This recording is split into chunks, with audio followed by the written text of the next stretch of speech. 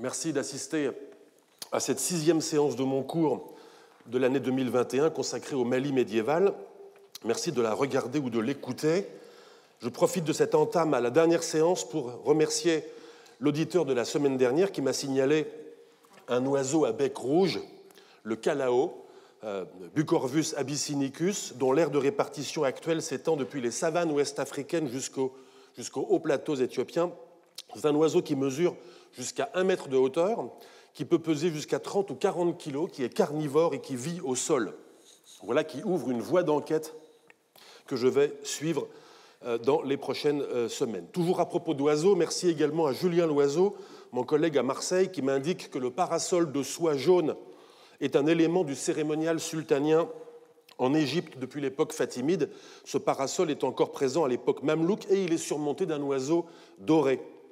J'en profite également pour saluer les personnes dont je sais qu'elles écoutent le podcast dans le métro du Caire, à Nairobi au Kenya, dans un café internet à Parakou au Bénin ou encore en faisant son jogging à Toronto au Canada.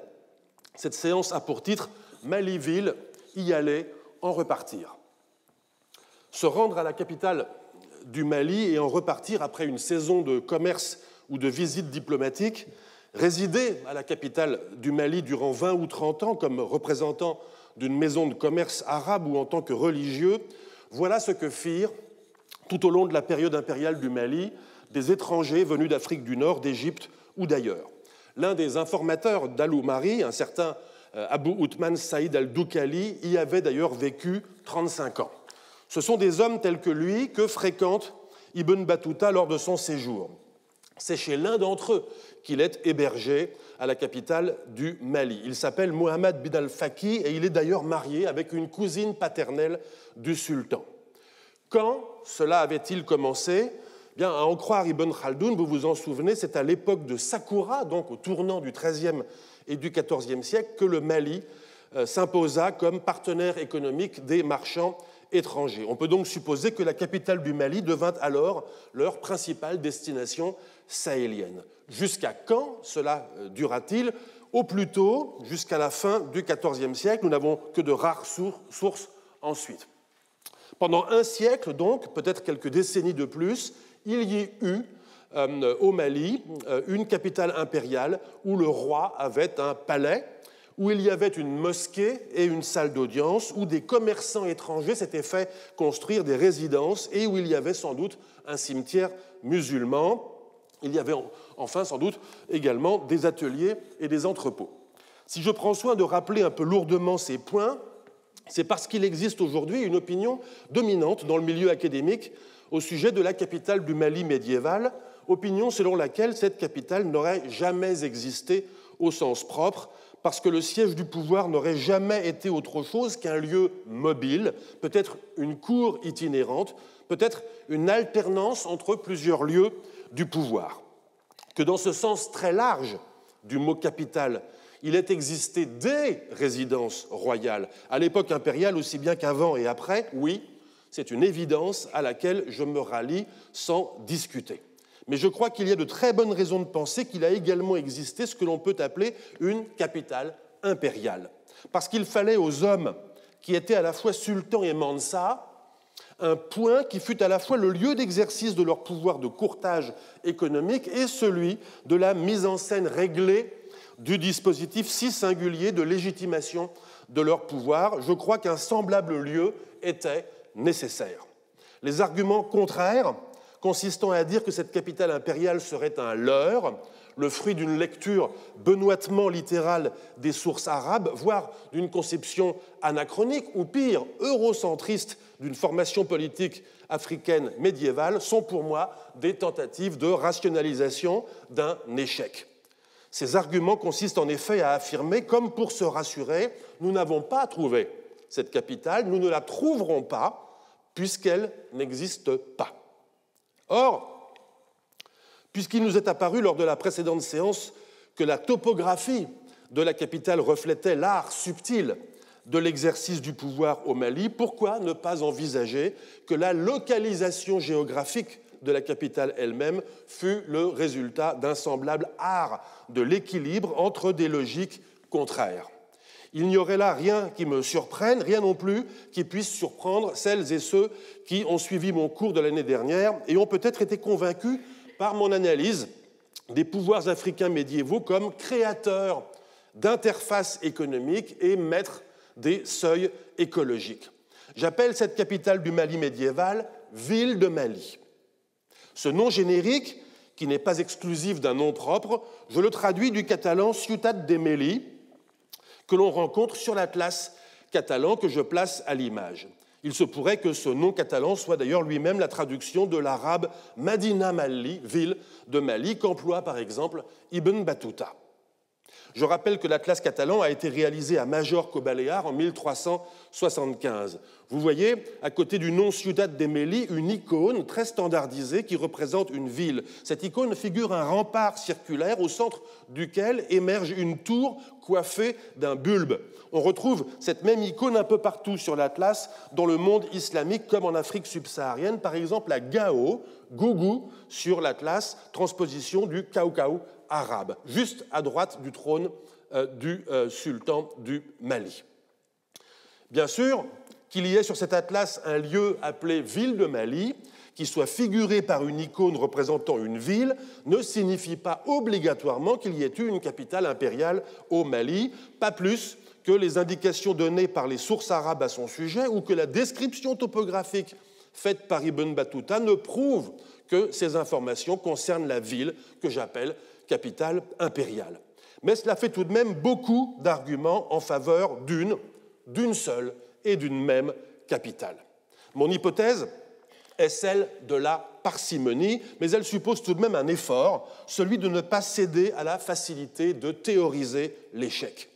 À l'inverse de ceux et celles qui pensent que tous ces fragments de ville ne sont pas probants ou qu'ils appartiennent à des lieux différents, je crois pour ma part que ces pièces du puzzle appartiennent toutes à la même partie du tableau, celle qui représente la capitale impériale. Capitale impériale dont il manque cependant une pièce centrale, le site archéologique. Un guide touristique d'aujourd'hui, un guide touristique de la République du Mali destiné aux visiteurs étrangers, vous indiquera sûrement, si vous avez besoin d'un visa, quels sont les usages dans le pays, où loger à Bamako, où voir des masques pendant la journée et où sortir le soir. Mais il ne vous indiquera pas comment localiser Bamako. Si vous voulez vous y rendre, vous vous renseignerez, vous achèterez un billet d'avion et vous ferez confiance au fait que Bamako existe et que la capitale du Mali actuelle est bien l'endroit où atterrit l'avion. Je crois que c'est ce qui s'est passé avec le récit d'Ibn Battuta. S'il n'a pas pris la peine de préciser à ses lecteurs où était située la capitale du Mali du XIVe siècle, c'est parce que cette ville était la destination à laquelle arrivait naturellement le voyageur qui empruntait à Sigil Massa la caravane en partance pour la capitale du Mali. D'où cette lacune dans le récit d'Ibn Battuta, lacune qui nous pose problème aujourd'hui entre l'itinéraire assez vague qu'il indique depuis Sigil Massa et la topographie assez précise des lieux situés devant le palais. Il nous manque en effet la localisation de la ville. Et comme la mémoire de cette capitale n'a pas été prise en charge, parce qu'il semble que personne n'ait pris en charge la mémoire des Abou-Bakrides au cours des siècles postérieurs, nous ne savons pas où elle était située. Parce que nous en aurons besoin tout à l'heure pour discuter les hypothèses de localisation de la capitale, je vais évoquer l'itinéraire qu'emprunte Ibn Battuta. Mais je dois d'abord nous remettre les espaces en tête avec cette carte que je place à l'image et qui nous servira pour la suite. Vous le voyez, j'en profite pour changer mon fond de carte. J'emprunte celui-ci au recueil d'articles d'Yves Persson que Claude-Hélène Perrault et moi-même avons fait paraître en 2018. Cette carte représente le monde mandingue contemporain, c'est-à-dire les sociétés actuelles parlant le malinké, le djoula, cela concerne les communautés issues de la diaspora Wangara, et Bambara. Je repasse en bleu les fleuves Sénégal et Niger, ainsi que leurs affluents principaux. J'effectue également une autre opération devant vous. Je superpose un léger calque jaune correspondant à l'extension de l'Empire du Mali tel qu'on peut l'établir d'après les sources arabes. Il y aurait évidemment beaucoup à discuter sur cette extension précise. sur la continuité du territoire, sur le statut relatif des provinces ou encore sur la nature même des frontières de cet empire. Mais je m'en dispense, ce n'est pas très important ici. Il suffit que le tracé du territoire dominé par le Mali soit assez bien documenté sur le versant nord, où il inclut la vallée du Sénégal à l'ouest et la boucle du Niger à l'est, ainsi que plusieurs villes que je fais également figurer, Gao, Tombouctou et Oualata. Oualata, donc, dans l'extrême sud-est de l'actuelle Mauritanie. Il s'agit de la dernière étape de l'itinéraire d'Ibn Battuta en route vers le sud que nous reconnaissions à coup sûr. Ville berbère Massoufa, Oualata était à l'époque le port d'entrée dans l'empire du Mali pour quiconque traversait le Sahara à partir de Sigil Massa. Après Oualata, c'est le flou. Ibn Battuta nous dit simplement qu'entre Oualata et Mali, il faut compter 24 jours de marche, je le cite, pour qui se dépêche. Ces 24 jours correspondent d'assez près au temps mis par Ibn Battuta lui-même lorsqu'on effectue le calcul à l'aide des dates de départ et d'arrivée qu'il nous fournit. Mais il ne nous dit pas si ces 24 jours incluent les pauses, ni ce que se dépêcher veut dire. Ni non plus, et c'est quand même plus ennuyeux, quelle direction il faut prendre. Le voyageur nous dit simplement avoir marché 10 jours jusqu'à un bourg appelé Zagari, puis avoir à nouveau marché, mais sans nous dire combien de temps, jusqu'au Nil, c'est-à-dire le fleuve, où se trouve une ville appelée Karsarou. Là, Ibn Battuta ou son scribe insère une liste des localités et des régions que traverse le fleuve en direction de l'aval. Kabara, puis Zara, puis Tombouctou, puis Gao. Plus loin, dit-il, le Nil descend jusqu'au pays des Limiyoun, dernier district du Mali, puis vers Youfi, le pays de l'or, puis de là vers la Nubie chrétienne, d'où enfin il rejoint l'Égypte.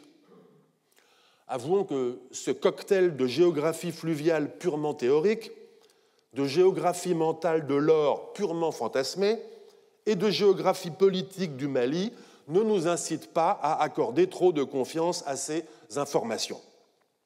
L'insert se referme et nous repartons de Karsarou.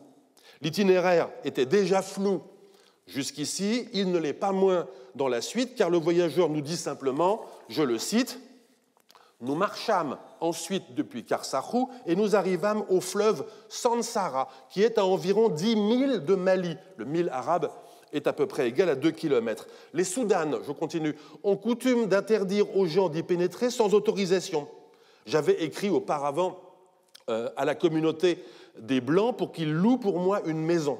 Quand j'arrivais près du fleuve mentionné, je le traversais par le bac, et personne ne me le défendit. J'arrivais ainsi à la ville de Mali, Madinat Mali, capitale du roi des Soudanes. Fin de citation. Où est ce fleuve Sansara et quelle est sa relation avec le Nil? Quelle distance faut-il avoir parcouru depuis Karsarou sur le Nil pour arriver à Ville de Mali? Ce sont des questions lancinantes. Arrivé sur place, Ibn Battuta nous dit avoir fait halte près du cimetière, on suppose qu'il s'agit du cimetière musulman, puis s'être rendu directement au quartier des Blancs où une maison lui avait été réservée. Et c'est tout. Dans le reste de son récit, on retrouve ensuite les informations que j'ai utilisées dans la dernière séance pour reconstituer la topographie d'une partie de la ville. Vous vous souvenez qu'il y a d'étranges similitudes entre le récit fait par Ibn Battuta de son séjour à la capitale et celui rédigé quelques années plus tôt au Caire par Al-Oumari.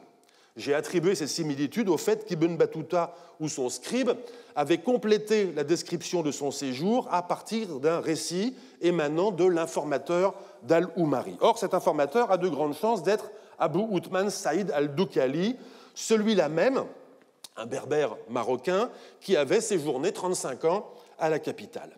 C'est sans doute sur la foi de cet homme qu'Al-Oumari nous livre, lui, une description de la ville, que ne nous donne pas Ibn Battuta, et qui nous intéresse pourtant, parce qu'on y trouve des indications géographiques.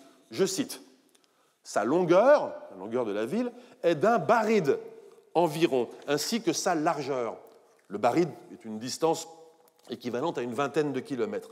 Aucune muraille ne l'entoure, et sa plus grande partie est dispersée. Le roi a de nombreux palais, autour desquels se déroule une muraille qui les entoure. Un bras du Nil se déroule autour de cette ville, sur les 4 faces. Sur l'une d'entre elles, on traverse à gué quand il y a peu d'eau. Sur une autre, on ne passe qu'avec une embarcation. » Fin de citation. Voici donc les éléments d'une équation à multiples variables, pour la résolution de laquelle il est possible de faire jouer indépendamment chaque variable, ou bien de faire jouer plusieurs variables ensemble. Chaque localité le long de l'itinéraire peut être identifiée avec un toponyme plus ou moins approchant figurant sur une carte. Les distances peuvent être réduites ou allongées selon que l'historien ou l'historienne imagine un voyageur plus ou moins pressé. Le Nil peut être identifié avec le fleuve Niger, mais aussi, pourquoi pas, avec le fleuve Sénégal. Et bien sûr, chaque information indépendante peut être déclarée pertinente ou non, fiable ou non. Seule certitude apparente, Ville de Mali semble être un ensemble urbain à la fois vaste et discontinu et pas trop éloigné d'un cours d'eau. Et puis il y a un autre élément, le nom de la ville. Je l'ai appelée Ville de Mali comme le font Ibn Battuta et l'Atlas catalan, un nom sans doute employé de façon métonymique par ses sources afin de désigner la partie en quelque sorte capitale du royaume portant le même nom. Mais il semble que cette ville avait un nom propre. Al-Oumari et Ibn Khaldoun ont pris la peine de nous indiquer ce nom dans leurs textes respectifs. Le problème chez Al-Oumari est que le nom de la capitale ne comporte que les consonnes, pas les vocalisations, et que les copistes n'ont pas marqué de la même façon les points diacritiques qui distinguent la seconde consonne. Le résultat est que le nom de la ville de Mali peut se lire Bini, Biti, Bita, Bina, Banba, Binbi, Bata, Bati, Bouti, Bouta, parmi d'autres lectures encore. Chez Ibn Khaldoun, le problème est encore plus sérieux, car aucune des consonnes ne comporte les points diacritiques, ce qui fait que le nom peut se lire Nani, Tani, Yani, Nati, Tati, Yati, parmi beaucoup d'autres lectures possibles. J'ai emprunté ces exemples à l'article de Adrien Collet, publié en 2013, intitulé « L'introuvable capitale du Mali », article qui est tout à fait trouvable en ligne. Je place le QR code, ainsi que celui d'autres références que je vais signaler dans la suite de mon propos. Dans ce même article, Adrien Collet a reconstitué le processus au terme duquel ces multiples lectures possibles se sont entrecroisées avec les différents lieux d'énonciation de la tradition orale, tous situés dans le Mandé, pour s'arrêter sur un nom, celui de Niani, un village de l'extrême est de l'actuelle République de Guinée. Auparavant, diverses hypothèses de localisation avaient été émises, j'y reviendrai tout à l'heure. Mais en 1923, dans 2 articles qu'il publie coup sur coup dans le bulletin du Comité des études historiques et scientifiques de l'Afrique occidentale française, Jules Vidal réalise le coup de force historiographique d'identifier le site de Niani en Guinée avec le toponyme des sources arabes, découvrant en effet l'une des solutions possibles de l'équation que je mentionnais tout à l'heure. Je reviens sur la carte pour vous situer Niani. Et en effet, tout a l'air de concorder. Le nom de Niani et la lecture possible du toponyme des sources arabes en Nani ou Yani, l'itinéraire d'Ibn Battuta que reconstruit Vidal, la localisation de Niani près de la rivière Sankarani, affluent du Niger qui évoque le fleuve Sansara d'Ibn Battuta, les Keïta qui peuplent encore le village actuel de Niani, et enfin les récits oraux recueillis dans plusieurs villages du Mandé et qui font de Niani la capitale ou l'une des capitales successives du royaume. Restent les vestiges matériels, et c'est tout de même un point décisif. Et sur ce point, Vidal est formel, je le cite. « Arrivé à Niani, j'étais immédiatement fixé sur l'emplacement de la capitale de l'antique cité. De tous côtés, sur une vaste superficie autour du village actuel, dont les habitants, par parenthèse, sont tous des Keïta de souche royale, émergent du sol des vestiges indéniables d'une ville ancienne très importante, tombée en ruine depuis fort longtemps. » Fin de citation. L'administrateur en chef des colonies, parcourant lui-même le terrain et publiant lui-même ses observations dans l'organe scientifique de la colonie, n'est pas en proie au doute comme vous pouvez le voir. Il termine sa seconde contribution par ces phrases, je le cite. « Je crois en avoir assez dit pour édifier le lecteur.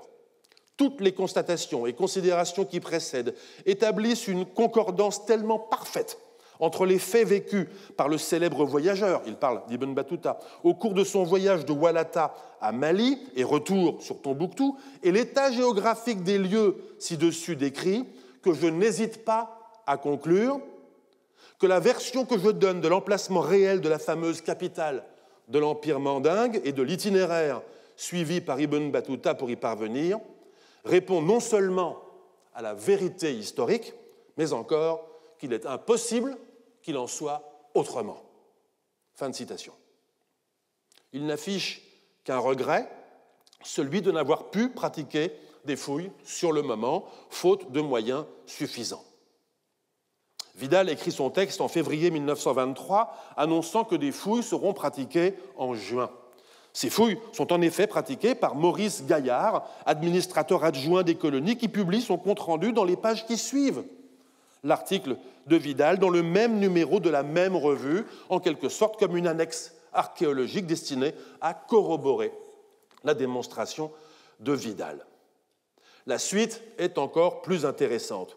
Adrien Collet a suggéré de quelle façon Maurice Delafosse, converti à l'hypothèse Niani, imposa une doxa historique en dépit de quelques réticences. Et c'est cette doxa imposée par Vidal puis Delafosse qui commande désormais la lecture des sources arabes. Grâce à eux, les éditeurs et traducteurs d'Al-Umari et d'Ibn Khaldoun restituent ce qu'ils pensent être le vrai nom de la capitale du Mali, derrière ce qu'ils pensent être une erreur du copiste. Un exemple de ce phénomène de feedback que j'ai déjà abondamment illustré dans les séances de ce cours est Joseph Kuok, l'éditeur du corpus de référence en français des sources arabes relatives au Sahel, qui greffe littéralement le nom de Niani à l'intérieur des textes d'Al-Umari. Cela donne, je cite, « La capitale du roi du Mali est la ville de Niani ». Le traducteur d'Ibn Khaldoun fait de même en corrigeant l'auteur et en écrivant à sa place, je cite, « La capitale du Mali est Niani », concédant tout juste dans une note que ce n'est pourtant pas ce qui est écrit dans les manuscrits. Un semblable feedback intervient dans l'édition des sources orales, cette fois à la faveur du travail de Djibril Tamsir-Niane. Prenant pour acquises les lectures des sources arabes, il est convaincu que Niani en Guinée fut l'unique capitale du Mali, celle des Keïta primitifs, celle de Soundiata, celle des empereurs du XIVe siècle et celle encore de l'Empire jusqu'au XVIe. Et lorsque sa conviction flanche un peu, il concède qu'au minimum, la capitale, dont il reste à trouver les ruines, doit se trouver dans ce qu'il appelle le vieux Mandingue, la région malinké, dans l'interfluve entre le Niger et le Sankarani. Quoi qu'il en soit, c'est le nom de Niani que Djibril Tamsir Niane fait prononcer à son narrateur Mamadou Kouyaté, et ce, quelles que soient les variantes que Niane avait pu recueillir auprès de divers griots. Au-delà même de ce feedback dans les éditions de tradition orale, on ne peut pas exclure non plus un feedback dans les récits des traditionnistes eux-mêmes. L'historien brésilien Paulo Fernando de Moraes Farias a montré, et au passage je le remercie de m'avoir envoyé son article sur ce sujet, que certains traditionnistes avaient très récemment, dans les années 2000, incorporé dans leurs récits des allusions à la traversée de l'Atlantique par Aboubakari II. Allusions qui proviennent, vous vous en souvenez, de la fréquentation de chercheurs eux-mêmes familiarisés avec une traduction arabe d'Al-Umari, elle-même fautive. Cet exemple montre que la longue fréquentation des traditionnistes avec les chercheurs n'a pas pu aller sans que des savoirs produits à l'extérieur de la société malinké ne se diffusent jusque dans les récits oraux par l'effet d'une conception partagée des sources consistant à réparer des informations qui se seraient altérées.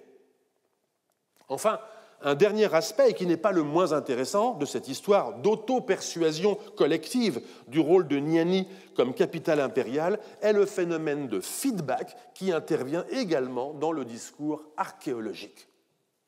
Adrien Collet, toujours dans l'article déjà cité, a rappelé le cadre politique de la coopération scientifique guinéo-polonaise qui a conduit à 3 campagnes de fouilles à Niani en 1965, 1968 et 1973, sous la direction conjointe de Djibril Tamsir-Niane et de l'archéologue polonais Władysław Filipowiak. Ces fouilles ont débouché sur la publication d'articles, malheureusement pas toujours très accessibles, car publiés essentiellement en polonais ou bien en français et en anglais, mais dans des revues polonaises, ainsi que d'une monographie publiée en Pologne en français en 1979. Ces publications revendiquent la confirmation de l'identification des vestiges de la ville de Mali, en particulier des bâtiments vus par Ibn Battuta, le complexe palatial, la mosquée, la salle d'audience. Cette revendication a trouvé son chemin dans la littérature de synthèse et grand public, notamment grâce à la publication de la grande Histoire générale de l'Afrique de l'UNESCO, dont le volume 4, qui couvre la période du XIIe au XVIe siècle, était précisément dirigé par Djibril Tamsir-Niane. Je me souviens fort bien avoir moi-même enseigné aux étudiants et étudiantes en premier cycle d'histoire à l'université Paris 1, il y a 25 ans, que Niani était à coup sûr le site de la capitale du Mali. Mes doutes n'ont commencé à germer qu'en visitant le site en 2004, visite qui m'a conduit à relire d'un œil neuf toute la production archéologique sur le site.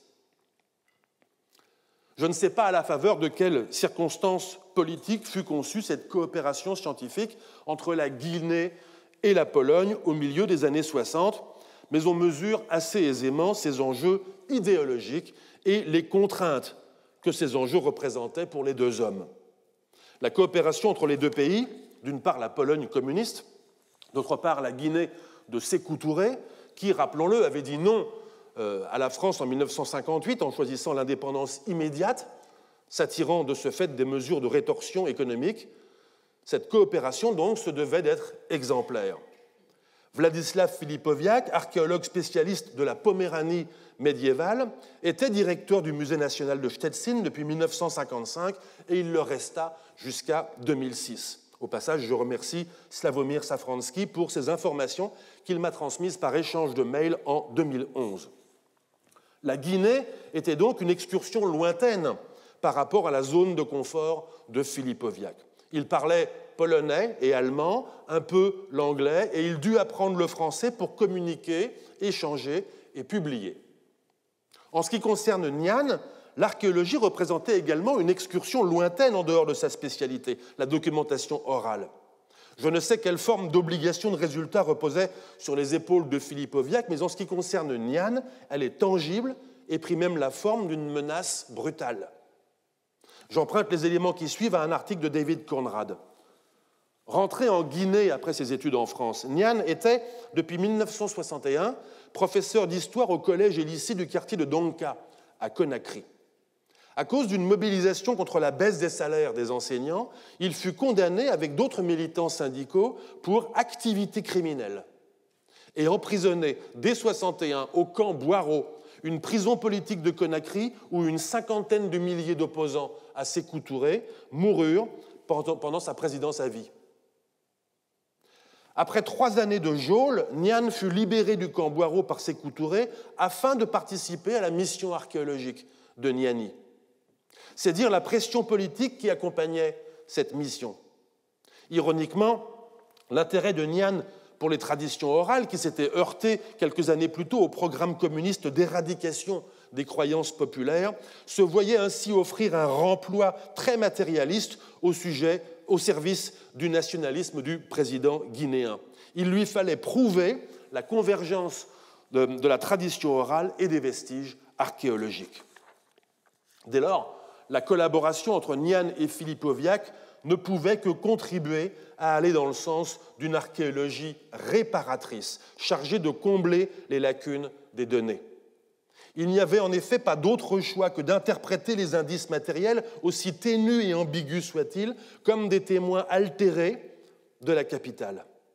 Et ainsi s'opéra une validation circulaire des sources.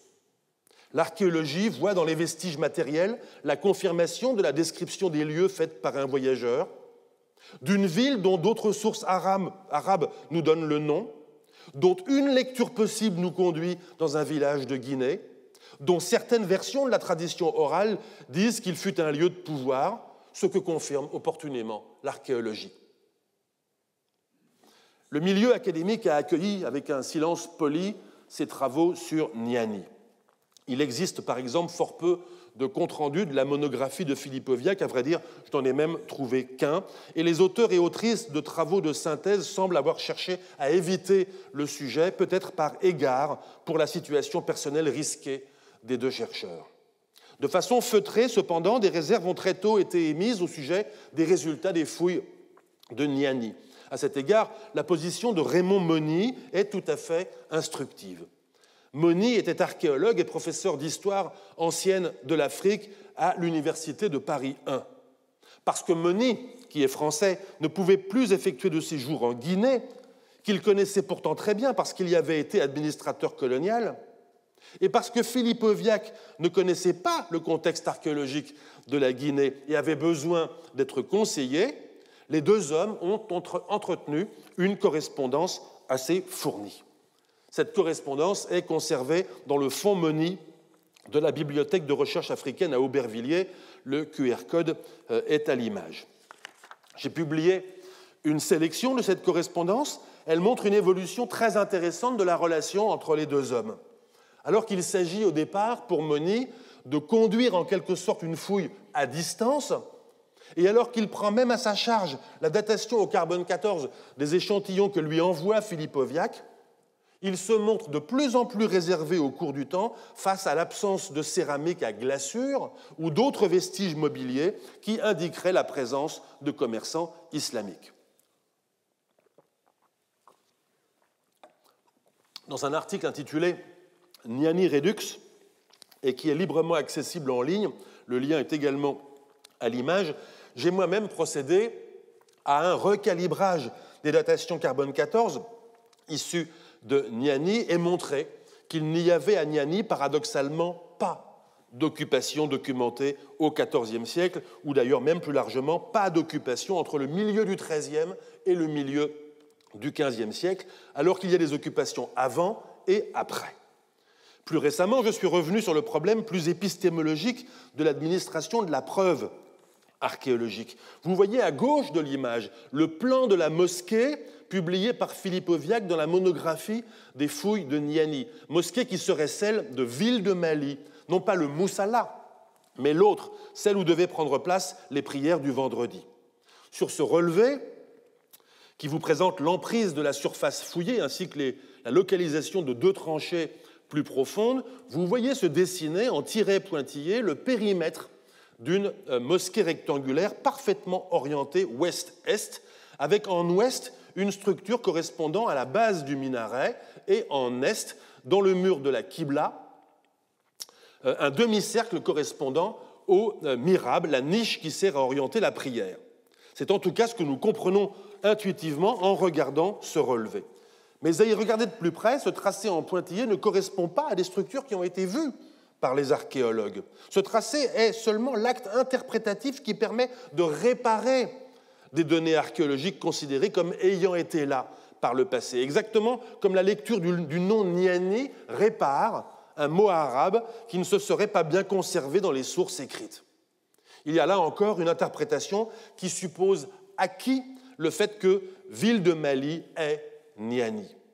Mais si nous devions fouiller sans cette présupposition, les vestiges archéologiques sur ce même secteur se présenteraient comme sur le relevé qui figure à droite de l'image. J'ai simplement retiré du relevé le tracé interprétatif qui guide notre regard, où il serait tout à fait impossible de prétendre y voir une mosquée ou même un bâtiment quelconque. Mais à vrai dire, toutes ces critiques sont bien tardives et presque anachroniques, tant il aurait suffi pour se faire une idée assez précise du potentiel archéologique de Niani, de lire un article. Un article que personne, j'en ai peur, n'a vraiment pris au sérieux, alors qu'il a été publié en 1923, il y a donc presque un siècle. Je veux parler de l'examen archéologique qui avait été demandé à Maurice Gaillard, administrateur adjoint des colonies, de réaliser sur le terrain afin d'apporter l'ultime preuve archéologique à la démonstration qui se voulait imparable et définitive de Jules Vidal sur la question de la capitale. À la saison sèche de 1923, en juin, Gaillard est donc missionné pour se rendre à Niani. Je ne sais pas quelles étaient les compétences archéologiques de Gaillard, mais en tout cas, il effectue des observations tout à fait consciencieuses sur la base desquelles il remet un compte-rendu parfaitement factuel, accompagné d'un croquis à main levée pour aider à la localisation et de 2 planches de céramique. Le texte n'est même pas doté d'une introduction dans la perspective d'une publication. Il est d'ailleurs précédé d'une note de la rédaction de la revue précisant les conditions de la mission de Maurice Gaillard, lequel est renvoyé de la sorte à son statut de simple administrateur adjoint et au rôle ancillaire de l'archéologie en histoire. Je ne sais pas non plus qui a donné son titre au texte de Gaillard, qui suggère soit que personne ne l'a lu, y compris à la revue, soit que personne ne l'a compris. Car le moins que l'on puisse dire est que cet article, intitulé « Niani, ancienne capitale de l'Empire mandingue », n'est pas exactement conforme à la démonstration de Vidal, du moins si on le lit avec un peu d'attention. Gaillard commence par interroger les vieux du village au sujet des états successifs de Niani. On lui parle d'une première Niani qu'il appelle Niani I, qui aurait été la grande ville originelle des ancêtres. Détruite, la ville aurait ensuite été rebâtie à l'époque d'un certain Niani Mansa Mamuru pour n'être détruite à nouveau qu'à la fin du XVIIe siècle. C'est cette ville que Gaillard appelle Niani II, que l'on peut considérer comme celle ayant été la capitale impériale du Mali. Il appelle Niani III un État reconstruit du XVIIIe et XIXe siècle. Enfin, le village actuel, on est donc en 1923, reconstruit en 1877, est Niani IV. Gaillard procède ensuite à un examen méthodique du paysage, en identifiant les vestiges attribuables aux différentes occupations. Encore visibles aux alentours de Niani IV, les ruines en banco de Niani III ne posent pas de problème. Il en livre d'ailleurs une description très utile, y compris la description d'un bâtiment qui fut sans doute une mosquée des XVIIIe et XIXe siècles. Niani I, la grande ville originelle des ancêtres, lui paraît relever de la mythologie, il l'élimine. Reste Niani II. Afin de la localiser, Gaillard effectue en parallèle 2 démarches, à la fois se demandant quelle trace laisserait une telle occupation dans le paysage et faisant l'inventaire des vestiges qu'il observe. Près du fleuve, le Sankarani donc, il repère un tertre appelé Somonodougou, qui livre une grande quantité de poterie qu'il compare à la poterie actuelle, établissement qu'elle est ancienne, sans pouvoir dire de quand elle date. Néanmoins, encouragé, il repère d'autres tertres semblables, en surface desquels s'observe de la céramique et des arases de four, signe indiscutable d'une ou plusieurs occupations anciennes qu'il ne peut non plus dater. Il pratique alors des fouilles, dont il ne nous donne malheureusement aucun relevé, mais on comprend qu'il a réalisé plusieurs sondages dans des tertres, aussi bien qu'à l'intérieur de la mosquée de Niani III, afin d'atteindre les niveaux sous-jacents. Sa conclusion tient en un court paragraphe, je le cite. « Sauf des débris de poterie, les fouilles n'ont rien donné. Il n'a pas été possible de retrouver un instrument en métal, un débris de faïence ou un semblant d'inscription. » Fin de citation. Conclusion qu'il essaye d'atténuer dans les paragraphes finaux sans vraiment y parvenir. Je le cite encore. « Il ne faudrait pas prendre au pied de la lettre les indications négatives fournies par les fouilles. L'abondance de fours prouve que l'industrie du fer n'était point inconnue, encore qu'aucun instrument de ce métal n'ait été retrouvé. Et plus caractéristique est le fait qu'aucune inscription n'a pu être retrouvée, ce qui paraît indiquer qu'il n'y eut pas, à Niani, de cimetière musulman. » Fin de citation. Il pourrait enfoncer le clou en indiquant qu'il n'a pas trouvé non plus un seul tesson de céramique à glaçure, ce qu'il appelle improprement faïence, parmi les milliers de tessons de poterie collectés. Par pudeur, il ne le fait pas. Mais je suppose que les 2 planches de tessons qui illustrent son article sont là pour asséner à sa place cet argument redoutable. Car l'absence de céramique islamique, l'absence d'un seul tesson de céramique islamique est en effet inconcevable dans un site qui aurait été habité par des commerçants venus du monde islamique. Les fouilles de Niane et de Filipoviak, 50 ans plus tard, donneront sur ce plan le même résultat. En somme, et sans même pouvoir dater les occupations discontinues de Niani au cours des siècles, sans même pouvoir déterminer s'il y eut ou pas des habitants à Niani aux alentours du XIVe siècle, la bonne conclusion était déjà disponible avec les repérages et sondages de Gaillard en 1923. Aucun indice mobilier ne plaide en faveur d'une identification à Niani de la capitale de l'Empire du Mali. Bien sûr, si Niani ne fut pas la capitale impériale du XIVe siècle, elle fut, néanmoins, quelque chose. Le site révèle en effet plusieurs occupations du 5e au XIIe siècle, caractérisées par des économies de pêche et d'agriculture, de production de fer, de tissage. Le site présente également une ou plusieurs occupations modernes, postérieures au XVe siècle, dans lesquelles se repèrent encore assez bien des sols d'habitation circulaires en torchis. Dans tous les niveaux se retrouve une céramique à pâte jaune ou orangée et en gobe rouge. Au-delà de ces dimensions économiques et techniques qui caractérisent les habitants et habitantes de Niani au cours des derniers millénaires, l'établissement de Niani peut fort bien avoir été un centre politique des Keïtas entre le XVe siècle et le présent.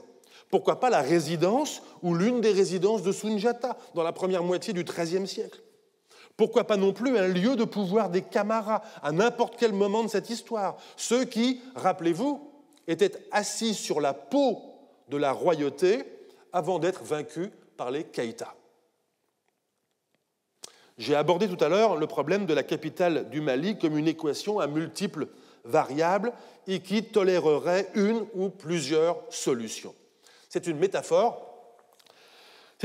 qui commande mon raisonnement, mais c'est une métaphore imparfaite parce qu'elle me suggère que toutes les variables que j'introduis dans mon équation contribuent à sa résolution.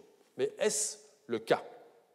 Il n'y a pas nécessité, en effet, à ce que les sources écrites arabes, d'une part, et la documentation orale mandée, d'autre part, qu'il s'agisse de la tradition orale au sens propre, qu'il s'agisse de on-dit historique ou encore de l'onomastique, s'interceptent mutuellement en un lieu qui serait à la fois un siège du pouvoir traditionnel malinké et la capitale sultanienne du XIVe siècle. Je n'ai cessé de plaider tout au long des séances de ce cours en faveur de deux registres documentaires.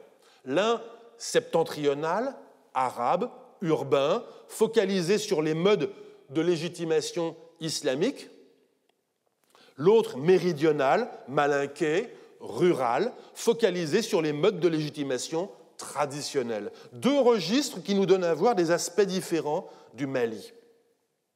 Il se peut qu'à la capitale, comme je l'ai montré dans la précédente séance, le roi ait voulu se montrer sous les jours complémentaires du sultan et du mansa. Mais il se peut fort bien que l'existence de la capitale impériale, qui était faite pour être l'interface avec le monde islamique, est complètement échappée à la société malinké. Il y aurait une bonne indication de cela dans le fait que l'épopée de Sundiata a ignoré les villes du Nord, ou plutôt ne les a perçues que comme un horizon lointain, dont on sait seulement que revint le héros. Mais il y aurait aussi une bonne raison à cela s'il s'avérait, comme je l'ai suggéré avec d'autres historiens et historiennes, mais aussi, rappelez-vous, avec quelques griots, que les sultans du XIVe siècle, les Aboubakrides, n'étaient pas des Keïtas, ou du moins pas des membres du patrilignage de Sundiata. Bref, je crois que le problème de la capitale impériale du XIVe siècle doit être abordé indépendamment de celui des sièges du pouvoir qui ont pu exister et coexister dans la longue durée dans le Mandé, parce que rien ne nous indique que la capitale impériale était située dans le Mandé. Il faut donc ici changer de métaphore et revenir à celle du puzzle, pour proposer tout simplement que les pièces du puzzle qui concernent Ville de Mali soient démélangées des pièces du puzzle qui concernent les sièges du pouvoir dans le Mandé, qu'il s'agisse de l'éventuelle capitale de Sundiata, des résidences royales qui ont fort bien pu exister au XIVe siècle dans le Mandé coexister avec la capitale située hors du Mandé, ou encore des centres politiques du royaume postérieurs au XIVe siècle, ou encore des différentes branches des Caïtas jusqu'au XXe siècle. Pour démélanger les pièces du puzzle, je mentionne très rapidement, et je place sur la carte, plusieurs sites qui ont eu les faveurs d'historiennes ou d'historiens. Outre Niani, il s'agit de Djeriba, Kangaba ou Kaba, ou encore Daka Jalan, parmi quelques autres. Plusieurs autrices et auteurs, parmi lesquels Catherine Green et David Conrad, ont fait précéder leurs propres réflexions d'excellentes récapitulations des autres hypothèses existantes. Relevons seulement que ces sites, situés dans l'extrême est de la Guinée actuelle et dans l'extrême ouest du Mali actuel, ont pour point commun d'être situés à proximité des lieux de récitation des traditions orales, ce qui est somme toute normal. L'une des vocations de la tradition orale est précisément d'inscrire le passé de la société dans son propre paysage. Alors, nous voici conduits à examiner une portion de notre puzzle réduite à un petit nombre de pièces, à vrai dire 2 seulement. L'itinéraire d'Ibn Battuta et la description géographique d'Al-Umari. Et nous ne pouvons compter que sur quelques autres pièces éparses que nous réussirons peut-être à agréger à ces 2 pièces. Le problème est, pour ainsi dire, simplifié, ce qui implique qu'il sera soit plus facile, soit tout à fait impossible à résoudre. En outre, l'inconvénient majeur d'avoir décorrélé la question de ville de Mali de celle des sièges du pouvoir dans le Mandé est que nous ne savons plus dans quelle partie du puzzle accrocher notre ville, et ce d'autant plus qu'il nous manque toujours une pièce importante, le site archéologique.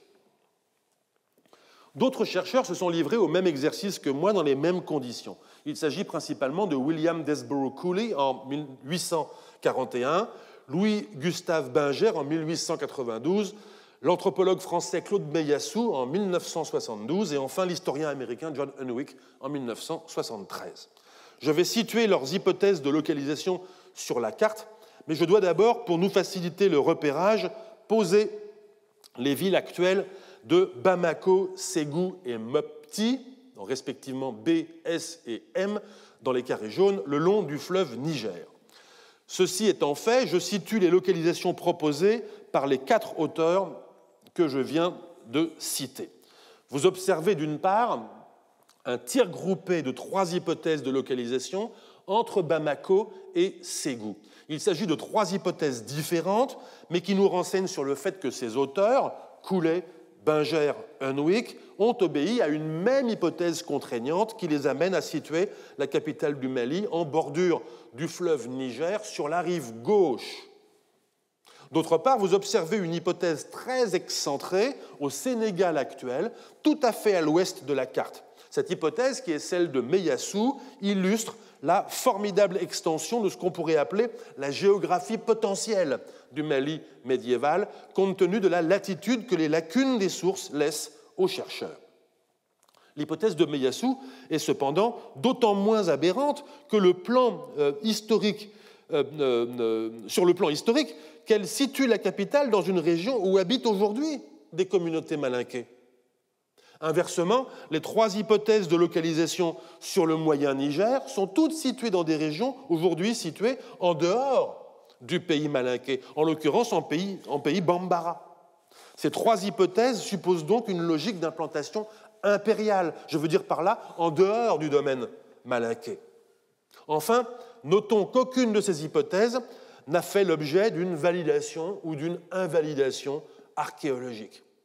Dans 2 cas d'ailleurs, Meilhassou et Hunwick, les hypothèses ne désignent pas de site archéologique particulier, mais seulement une région où pourrait se trouver la capitale.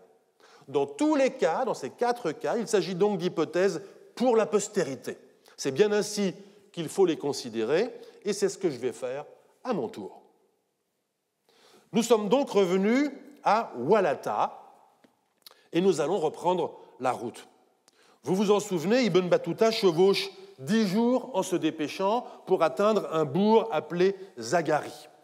Identifier Zagari nous aiderait considérablement, ce serait même une clé Décisive car cela indiquerait à la fois le rythme de la marche et la direction empruntée. Beaucoup d'hypothèses ont été émises qui essayaient d'être compatibles avec une direction générale vers le Mandé. Meyassou, quant à lui, identifie Zaghari avec le village de Diarra, dans l'ouest du Sahel malien, au nord-est de l'actuel Nioro. Je situe Diarra sur la carte avec une étoile bleue, dans une région, nous dit-il, qui est habitée par une population soninké anciennement commerçante et islamisée. C'est audacieux et très intéressant.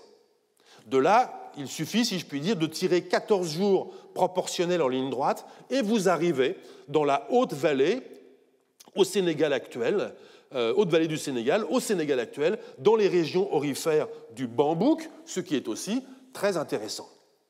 Mais il y a un problème avec cette hypothèse. Elle suppose de traverser deux cours d'eau majeurs, respectivement le Bafing et la Falémé, qui sont les deux contributeurs du fleuve Sénégal. Traverser des fleuves dans cette région, ce n'est pas rien, cela suppose une logistique qui aurait dû laisser des indications dans le témoignage d'Ibn Battuta. Or, ce n'est pas le cas. Supposer qu'Ibn Battuta ait négligé de mentionner ces épisodes nécessaires dans son récit n'est certes pas extravagant, mais c'est une supposition coûteuse, car alors, pourquoi croire le reste du récit? Il faut donc continuer à faire comme si et tenter de suivre l'itinéraire à la lettre. Je renonce donc à l'hypothèse de Meyassou et je fais le même choix que les autres auteurs, ceux qui ont réalisé un tir groupé dans la moyenne vallée du Niger. À ce stade, nous allons devoir nous rapprocher, je change de carte et j'opte pour une vue satellitaire tirée de Google Earth. J'ai tout nettoyé, les noms, les sites touristiques, les frontières, les routes. Je repasse à présent en bleu le fleuve Niger et son affluent le Bani. Je rappelle que le fleuve coule vers le nord et je positionne les villes modernes de Bamako, Ségou et Mopti de l'amont vers l'aval. La vaste zone sombre à l'ouest de Mopti, c'est la région du Massina, c'est-à-dire la partie de la vallée soumise à la crue annuelle, qui s'appelle aussi le delta intérieur du Niger. Le Massina, c'est la partie qui est située en rive gauche du fleuve. À l'ouest du Massina se trouve la région du Mema. Juste pour établir des points de repère, j'ai positionné également Diarra, l'étape nécessaire à l'hypothèse de Meyassou, ainsi que deux villages, Koulikoro et Niamina, en rive gauche du fleuve, entre Bamako et Ségou. À présent, j'ajoute Walata et Tombouctou, c'était la slide d'avant, qui sont documentés par les sources écrites dès le XIVe siècle et qui ont continuellement existé jusqu'à aujourd'hui. Et je positionne également trois localités importantes qui sont documentées en partie par l'archéologie pour les alentours du XIVe siècle. Djenné, dans l'interfluve entre le Niger et le Bani. Le site ancien de Djenné a été fouillé par l'archéologue américaine Susan McIntosh.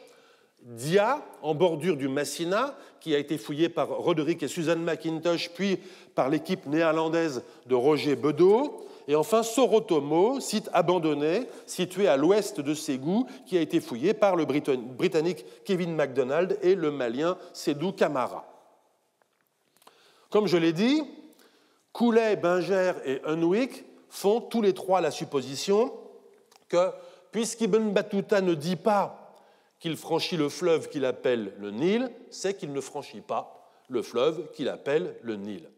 Néanmoins, il franchit un cours d'eau qu'il appelle Sansara. Et par ailleurs, à en croire Aloumari, la ville est située dans une zone fluviale, puisqu'elle est susceptible d'être entourée par des bras de rivière. Enfin, comme on n'a pas d'autre motif que l'hypothèse Diarra pour choisir une route vers l'ouest et vers le bassin du Sénégal, il faut supposer qu'Ibn Battuta s'est dirigé vers le fleuve Niger, qui est donc ce qu'il appelle le Nil. Or, depuis Walata, le Niger est plus ou moins partout à une distance de 450 km, plus ou moins 50. Mais nous possédons un élément supplémentaire. Lorsqu'il repartira plus tard de Ville de Mali après un long séjour, Ibn Battuta traversera le Mema pour se rendre à Tombouctou. Par conséquent, à l'aller, Il a fallu qu'il laisse le Mema à sa gauche et qu'il descende plus ou moins vers le sud. C'est ce que je représente de façon très schématique avec de grandes flèches sur la carte. Réfutant l'hypothèse de Ieyasu, Unwik admet cependant que la distance entre Walata et Diarra, 300 km à vol d'oiseau, est la distance approximative qui a dû être parcourue en 10 jours par Ibn Battuta. Dans les régions du Sahel, on compte en effet en moyenne 30 km par jour à vol d'oiseau, ce qui représente toujours 2 ou 3 km de plus au sol. On ne sait pas où était située la localité de Zaghari, où Ibn Battuta a fait halte. Mais on peut, sur cette base de calcul, la situer vers les actuels Gumbu ou Sokolo, que je place à l'image. Selon l'itinéraire que l'on privilégie, soit par Gumbu, soit par Sokolo, en projetant ces itinéraires en ligne droite vers le sud, cela nous amènerait quelque part entre Bamako et Ségou. C'est le long de ce segment du fleuve qu'il faut donc chercher la ville de Karsarou qu'atteint Ibn Battuta en bordure du fleuve. À Karsarou, il nous dit simplement, souvenez-vous, nous marchâmes ensuite depuis Karsarou et arrivâmes au fleuve Sansara. Nous supposons donc qu'il marche le long du fleuve Niger, sur la rive gauche, sans le traverser. Puis vous vous souvenez qu'il traverse le Sansara, donc certainement un affluent du Niger. Et ensuite, on est presque arrivé, il reste 20 km. Première question, où est cet affluent? Problème, il n'y en a pas, sauf si l'on descend très loin vers le sud. Alors, deuxième question, combien de jours Ibn Battuta marche-t-il le long du Niger après Karsarou? C'est malheureusement impossible à dire avec précision. Cela dépend en effet de la distance physique minimale à parcourir entre Walata et Karsarou, laquelle dépend elle-même du caractère plus ou moins direct de l'itinéraire choisi, via Gumbu ou via Sokolo, et il faut ajouter les haltes pour le repos des montures et pour refaire les provisions. Unwik compte ainsi 10 jours de marche entre Walata et Sokolo, qu'il identifie avec Zaghari, 3 jours de repos à Zaghari, puis 4 jours de marche jusqu'à Karsarou, puis 1 ou 2 jours de repos à Karsarou, ce qui fait 18 ou 19 jours au total, ce qui laisse encore 5 ou 6 jours pour atteindre les 24 jours nécessaires entre Walata et Ville de Mali. Mais c'est le trajet le plus optimiste. Si l'on comptait ne serait-ce que 2 jours de marche en plus pour le segment Zaghari-Karsarou et 3 jours de repos à Karsarou, il ne nous resterait plus que 2 jours de marche. Presque rien, une 60aine de kilomètres. Vous voyez que ces différentes hypothèses emboîtées les unes aux autres peuvent avoir pour effet de réduire l'incertitude si on les agence d'une certaine façon, ou aussi bien de l'accroître si on les agence différemment. Reste que l'hypothèse de départ de Coulet, Binger et Unwik, à savoir qu'Ibn Battuta n'a pas traversé le Niger, me paraît toujours robuste. C'est elle qui explique pour partie le tir groupé d'hypothèses de localisation le long du fleuve entre Bamako et Ségou. Zone dont je me rapproche encore à présent, toujours avec Google Earth, pour situer un peu plus précisément les lieux. Je repasse pareillement le fleuve en bleu et situe Bamako, Koulikoro, Niamina et Ségou. À présent, je vais ajouter une par une sur la carte les hypothèses de localisation de mes 3 auteurs. Coulet, je vous le rappelle, est un géographe en chambre, mais il est le premier qui a véritablement inscrit l'histoire du Mali médiéval dans une géographie située, à défaut d'être une géographie concrète. Il tire de sa lecture d'un voyageur anglais de la fin du XVIIIe siècle, Mungo Park, le nom de Bini, petit village près de Samé, à 1 journée ou 1 journée et demie en amont de Ségou. Je pense que Samé est l'actuel Sama Foulala, à une 30aine de kilomètres de Ségou.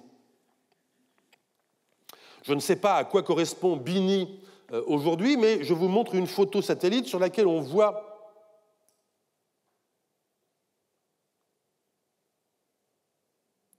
ça marche pas très bien. Bon, sur laquelle on voit des bras du fleuve susceptibles de correspondre au lieu décrit par les auteurs arabes. Le fleuve traversé par Ibn Battuta, pourrait avoir été l'un des bras du Niger. Park ne dit rien à propos de la capitale du Mali, c'est Koulé qui fait le rapprochement entre Bini et l'une des lectures possibles du nom de la capitale dans le texte d'Aloumari. Je n'ai pas connaissance dans la littérature que quelqu'un ait visité les alentours de Sama dans la perspective d'y chercher des vestiges. C'est un peu plus en amont du fleuve, au sud-ouest de l'actuel Niamina, que le capitaine Binger, quant à lui, localise la capitale. Il n'a cependant pas visité les lieux non plus. C'est à la faveur d'une discussion avec son guide, un certain El Hadj, que celui-ci lui explique qu'un site appelé Niani Madougou, que d'autres appellent Mani ou Mali ou encore Nani ou Niani, comporterait des ruines qui seraient celles de la capitale du Mali. El Hadj indique à Binger un itinéraire assez précis qui permet à celui-ci de dessiner un croquis de situation que voici. Je place à côté la photo satellite des lieux. Je ne reconnais pas sur la photo satellite les villages qui sont nommés par Binger d'après son guide, mais le site dont parlait El Hadj est quelque part entre Niamina et Tunguni, plus proche de Tunguni. Cette fois, quelqu'un a visité les lieux, Jules Vidal himself, qui, nous dit-il, a parcouru la région en tous sens et n'a trouvé autre chose qu'un pays rocheux et raviné. Aucune trace de Niani Madougou, nous dit-il, encore que des vestiges empisés d'un village bambara appelé Malais ont été repérés, expliquant peut-être la confusion. De toute façon, conclut-il, avec la même assurance qu'à Niani en Guinée, le site de la capitale ne peut pas être dans cette région, car, dit-il, je le cite, « il n'existe dans la région de Niamina aucun habitant d'origine malinké et les traditions orales ne font aucune mention d'une occupation antérieure du pays par un groupement quelconque d'immigrés de cette race. » Fin de citation. Évidemment, il est difficile d'accorder un crédit aveugle à Vidal, la qualité de son analyse d'un paysage semblant être inversement proportionnelle à ses effets d'intimidation. Enfin, c'est encore un peu en amont du fleuve que John Hunwick propose de situer la capitale, ou plutôt propose de la chercher, car il ne propose pas de lieu précis. S'appuyant sur ses calculs, il compte 6 jours de marche, plus ou moins 1, depuis un lieu approximativement situé du côté de Ségou, ce qui nous amène quelque part entre Niamina et Bamako. Dans une reformulation postérieure de sa première hypothèse, Hunwick a proposé que la capitale soit située à mi-chemin entre Bamako et Ségou, ce qui est un peu différent et qui nous amènerait du côté de Niamina, comme dans l'hypothèse de Binger. À ma connaissance, cette hypothèse n'a jamais fait l'objet d'une prospection systématique le long du fleuve et par conséquent n'a été ni confirmée ni infirmée. À distance, Hunwick répond à la critique péremptoire de Vidal. On pourrait objecter, écrit Hunwick, que cette région n'est pas le cœur géographique du peuple mandé. Mais, d'une part, répond-il, il est difficile de dire dans quelle mesure la rive gauche du Niger, en aval de Bamako à cette époque, était mandée ou pas. Et d'autre part, même si la région proposée était située en dehors du domaine mandé, il n'y aurait rien d'étrange à ce qu'une capitale soit placée là, si l'on garde à l'esprit la nature impériale du Mali au XIVe siècle. Fin de citation. J'endosse évidemment complètement cette réponse pour un ensemble de raisons que j'ai déjà exposées.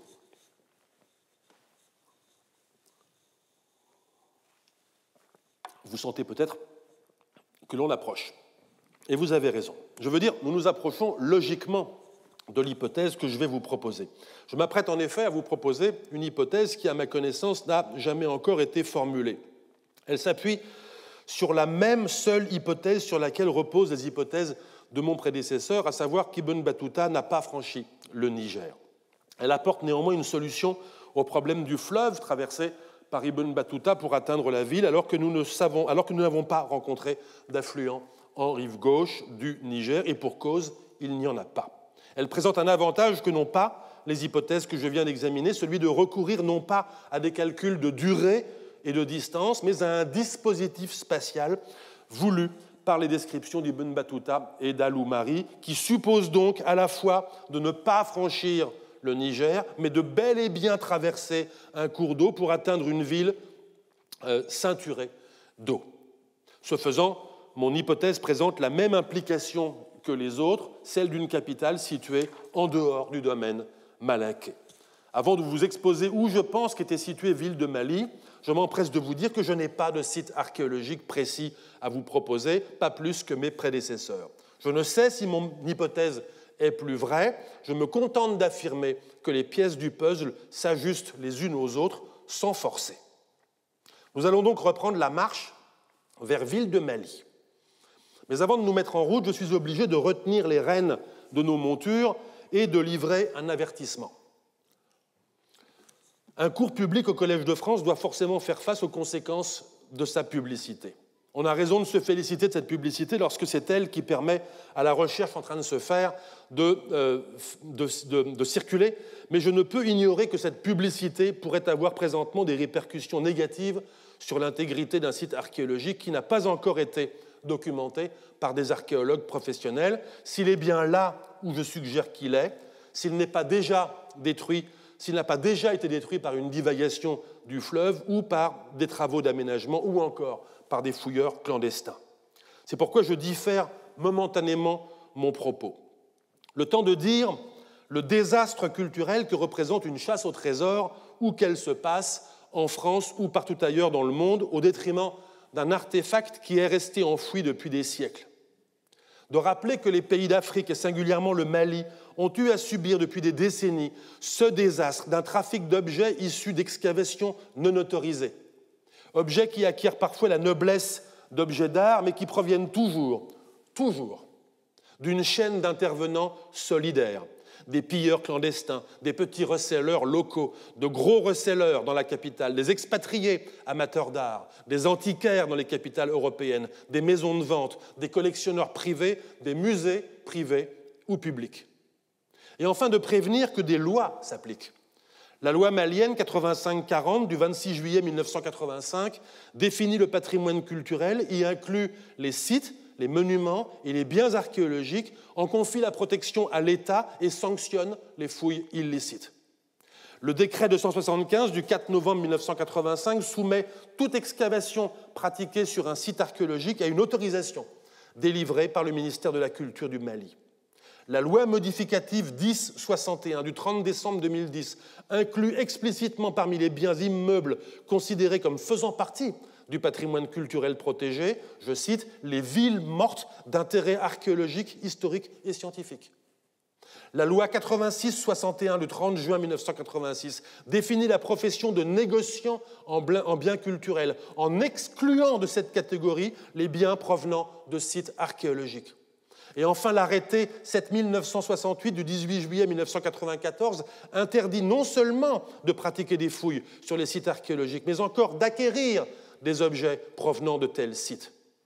La République du Mali est également signataire de la Convention de l'UNESCO de 1970 contre l'exportation et l'importation de biens culturels et est signataire également d'accords cadres bilatéraux qui proscrivent le commerce d'objets issus de sites archéologiques. C'est le cas de l'accord de 1997, prorogé en 2007, entre le Mali et les États-Unis, portant explicitement sur la vallée du Niger et la falaise de Bandiagara.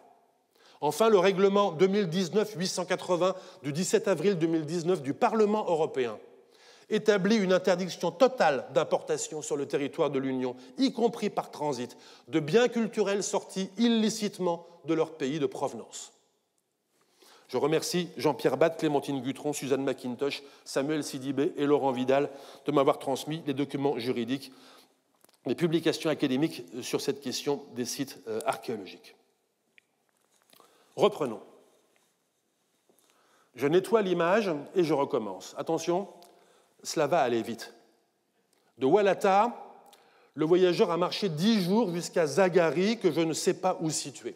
Il s'est reposé 1, 2 ou 3 jours à Zagari. Il a peut-être marché 4, 5 ou 6 jours entre Zagari et Karsakou. Il a peut-être pris à nouveau 1, 2 ou 3 jours de repos à Karsakou, qui est une ville sur le Niger.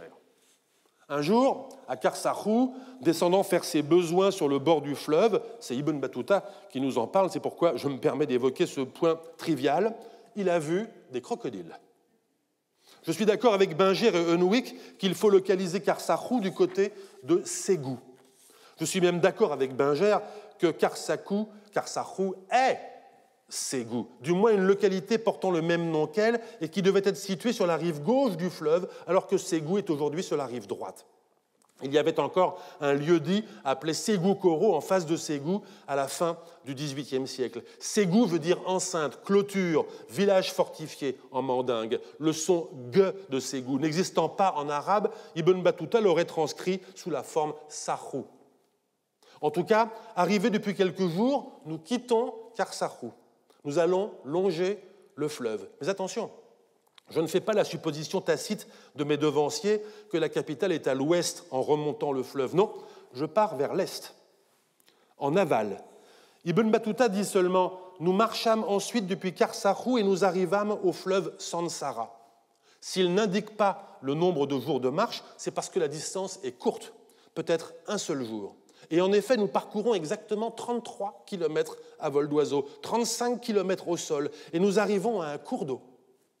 Ce cours d'eau, vous le voyez peut-être déjà sur la photo satellite, mais je zoome afin de mieux nous figurer les lieux. Et je repasse en bleu le Niger et ce fameux cours d'eau. Ce cours d'eau est le Fala de Molodo. Un Fala, c'est-à-dire un marigot au sens ouest africain, un sillon boisé, comme dit le géographe physique Yves Urvois, formé d'un chapelet de bas-fonds alimenté par la crue. Nous cherchions vainement un affluent du Niger, mais le Fala de Molodo est un défluent, une rivière qui sort du fleuve et s'écoule en direction du nord sur une centaine de kilomètres. Depuis un siècle, ce défluent est alimenté par le canal du Sahel, dont le captage est au niveau du barrage hydraulique de Markala, un ouvrage réalisé dans les années 10 et 20 afin de rehausser le niveau du fleuve en amont et permettre un approvisionnement gravitaire, même en dehors de la période de la crue. Car, vous le voyez peut-être à l'image, ce défluent irrigue de vastes étendues exploitées aujourd'hui en riziculture. Si Ville de Mali était située le long du Fala ou au niveau du canal, alors le site a sans doute été irrémédiablement rasé par les terrassements réalisés sous l'administration coloniale et par les travaux de l'Office malien du Niger. Mais il y a une autre possibilité. Revenons au cours d'eau que traverse Ibn Battuta. Il nous dit qu'on ne le franchit pas sans autorisation, sans doute parce que c'est le point d'entrée dans la région capitale. S'il y avait ici un poste de garde des infrastructures, à nouveau, ils ont été détruits par les recreusements réalisés pour le raccordement du Fala. Ibn Battuta est passé par là le 14 du mois de Jumada al-Awwal 753, c'est-à-dire le 28 juin 1352, donc au début de la crue annuelle du Niger. À Ségou, vers cette date, le niveau du fleuve est d'ordinaire monté de 2 à 3 mètres. Vous vous souvenez qu'il appelle ce cours d'eau Sansara, vocalisé avec des A, nom qui pour certains historiens évoquait le Sankarani en Guinée. Je suggère d'y reconnaître le nom de Sansandingue, qui est le nom de la ville située juste après le passage du Fala.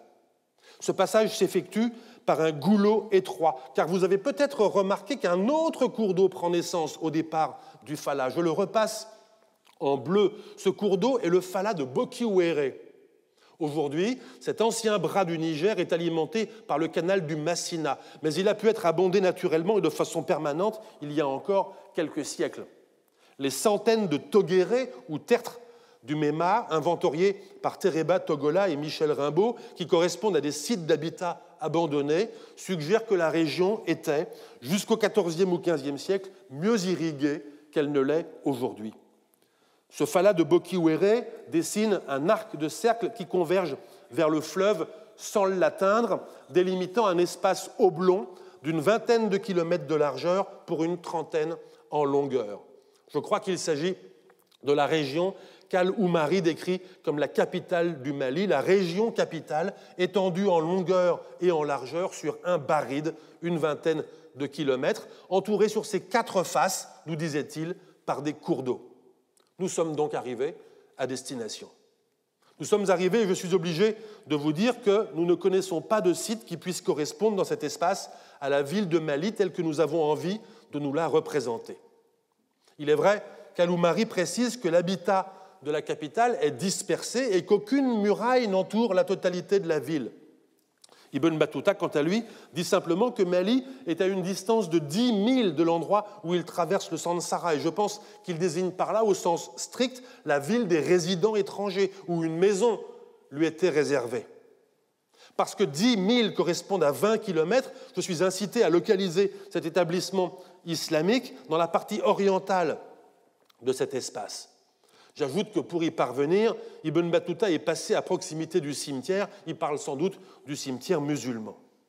Si l'habitat de la capitale, au dire d'Aloumari, est dispersé, cela veut peut-être dire que la ville est décomposée en quartiers religieux, ethniques ou fonctionnels qui sont éparpillés à l'intérieur de cet espace ceinturé par le Niger, le Falad Molodo et le Falad Bokiwere. Outre la ville des résidents étrangers, c'est donc peut-être dans un autre lieu au sein de cet espace qu'il faut chercher le complexe palatial, qui, lui, était entouré d'une muraille en banco. C'est là, en tout cas, que se trouvait la salle à coupole donnant en enfilade sur le mâchoire, puis sur la rue bordée d'arbres. C'est là qu'était installé le banbi et aménagé le moussalla. Cette distinction des espaces me fait comprendre seulement maintenant que la mosquée construite était, quant à elle, l'attribut obligatoire de la ville des étrangers. J'insiste, cette hypothèse de localisation est une hypothèse. Je ne vous dirai donc pas, comme Jules Vidal, que mon hypothèse correspond à la vérité historique et qu'il est impossible qu'il en soit autrement. Si elle me paraît cependant être digne d'intérêt, c'est parce qu'elle permet, comme je l'ai dit, non seulement d'ajuster les pièces du puzzle sans forcer, mais également d'identifier dans le paysage un dispositif spatial qui rend raison de l'itinéraire et des éléments topographiques donnés par Ibn Battuta, aussi bien que de la description géographique laissée par Aloumari. J'ajouterai, pour plaider en faveur de mon hypothèse, que son efficacité heuristique va même un peu plus loin, car elle permet de rendre compte de manière particulièrement heureuse et parcimonieuse du trajet de retour d'Ibn Battuta. Pour vous le montrer, je dézoome l'image. En quittant Ville de Mali, Ibn Battuta nous dit simplement que ses compagnons de route et lui gagnèrent la route de Mima. On ne sait pas où était Mima, mais à coup sûr, elle était le chef-lieu de la province, le Memma actuel, où nous entrons en quittant la région capitale. Pour gagner la route de Mima, il fallait d'abord, nous dit Ibn Battuta, parvenir à un grand canal qui sort du Nil, qu'on ne pouvait franchir qu'à l'aide d'embarcations. Cette indication, qui ne s'accompagne d'aucune distance, est pour le moins vague si la capitale doit être cherchée dans le Mandé ou en amont du Niger. Mais s'il s'agit du canal appelé le Falad de Bokiwere, il n'y a pas lieu de donner d'indication de distance, car le canal est à moins d'une journée de n'importe quel lieu à l'intérieur de notre région capitale. Ibn Battuta a vu ici, sur les rives de ce canal, 16 hippopotames. Il séjourna une nuit dans un gros bourg situé près du canal. Comme on peut supposer que le canal marque la limite de la région capitale, le gros bourg devait être situé après le canal, du côté nord. Son ferba, c'est-à-dire son gouverneur, était, nous dit Ibn Battuta, un Soudan, un noir, un homme plein de distinctions, qui avait fait le pèlerinage avec Moussa 3 décennies plus tôt. De ce bourg, Ibn Battuta se rend ensuite, toujours sur la route de Mima, à une localité appelée Kourimansa. Là, le dromadaire que monte Ibn Battuta meurt subitement. Ce qui se passe est alors intéressant parce que cela permet de visualiser un nouveau dispositif spatial. Alors que certains membres de la caravane avancent jusqu'à Mima, Ibn Battuta est obligé à un séjour forcé de plusieurs jours à Kourimansa, le temps d'envoyer 2 jeunes gens à son service acheter une nouvelle monture à 2 jours de là.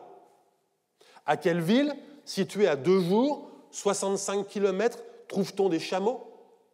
À Zagari, la ville où il a fait halte à l'aller après 10 jours de marche depuis Walata. Voilà qui non seulement consolide mon hypothèse, mais qui permet en outre de localiser Zagari du côté de Sokolo, comme le faisait John Hunwick. Après Kurimansa, Ibn Battuta se rend ensuite à Mima, puis de là à Tombouctou. Si mon hypothèse reste, quels que soient ses avantages apparents, une hypothèse, c'est parce que je sais qu'il faudra pour la valider davantage que des pièces qui s'ajustent convenablement. Nous rencontrons à nouveau la limite de la métaphore du puzzle. Aussi satisfaisant que paraisse l'ajustement des pièces, il rend plausible, mais ne démontre pas. Pour démontrer, il faudra répondre à plusieurs questions. Comment, si cette hypothèse est bonne, le site a-t-il pu être oublié, avoir échappé aux investigations antérieures? Faute de temps, je ne peux entreprendre ici d'y répondre complètement. Il me faudrait montrer qu'une série de hasards et de déterminants de la recherche ont en effet laissé la région que je pose comme région capitale du Mali dans l'angle mort des campagnes de prospection archéologique. Quel caractère propre au site explique peut-être qu'il se soit dérobé? Il s'agit d'une ville dispersée, dit Alou-Mari, dont les composantes sont par conséquent distribuées au sein d'un espace assez vaste, de l'ordre de 400 km². L'une de ces composantes au moins, le complexe palatial, était en banco, sujet à une érosion fatale s'il est abandonné et s'il n'a pas été entretenu. Quel facteur explique l'oubli de la ville chez les habitants de cette région? Il faudra d'abord vérifier s'il y a eu oubli, puis se demander une nouvelle fois qui a pris en charge la mémoire des sultans et Mansa qui ont fait de cette région leur capitale au XVe siècle. Et parmi d'autres questions, celle-ci. Mais enfin, n'y a-t-il pas le moindre petit indice matériel ou mémoriel? Oui, il y en a. Vous vous souvenez peut-être que j'avais, dans la première séance de mon cours, fait entrer en scène Robert Pajard, celui-là même qui avait éclairci le processus de construction de la chronologie relative à Soundiata. Pajard, décédé en 2020, avait été magistrat au Soudan français, l'actuel Mali, dans les quelques années avant l'indépendance en 1960.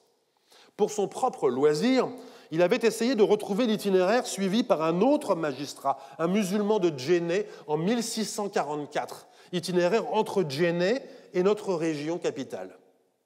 Et il le retrouve, cet itinéraire, très précisément, documentant au passage aussi bien un état social contemporain qu'une strate topographique du XVIIe siècle.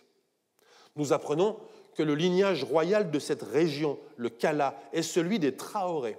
Et nous sommes même en mesure de vérifier que c'était déjà le cas dans la première moitié du XVIIe siècle. Nous apprenons que les bourgs du Kala, notre région capitale, sont musulmans dans un environnement traditionnel bambara, que les habitants du bourg, que je désigne de la lettre A, je suis obligé d'euphémiser les noms de lieux par souci de sécurité, se souvenaient, à l'époque de Pajard, de la présence de 2 quartiers arabes anciens.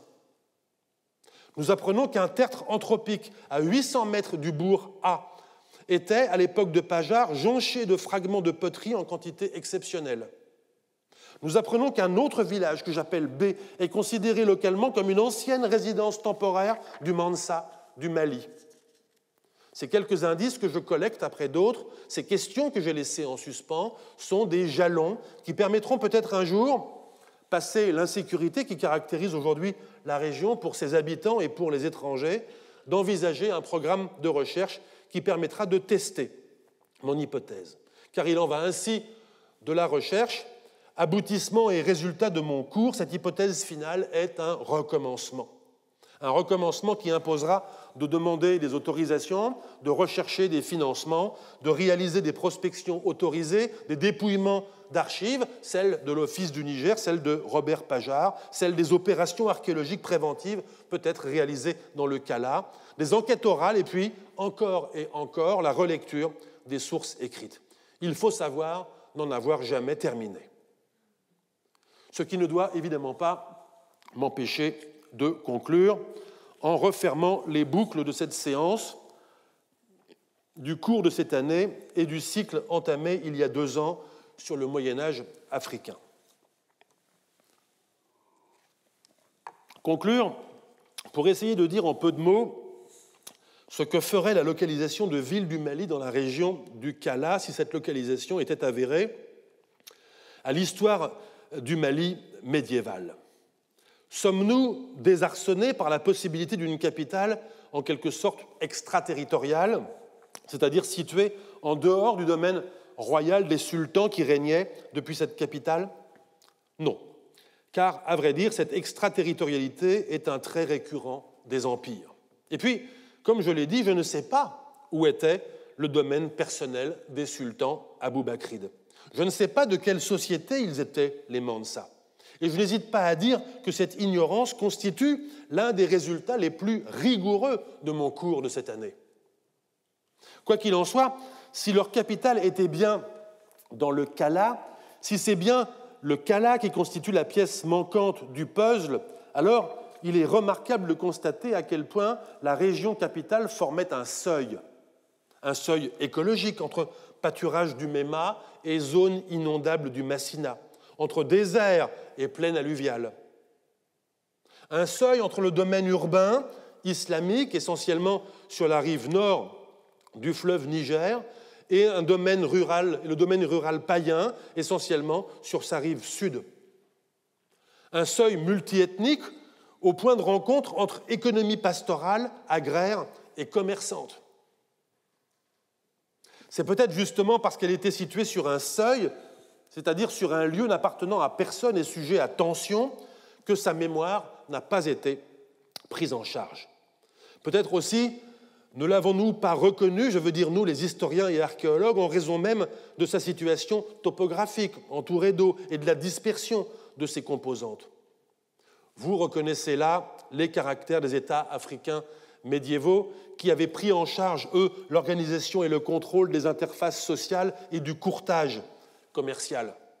Une ville multipolaire, sur une île, en pleine terre, au bord d'un fleuve, sur un seuil.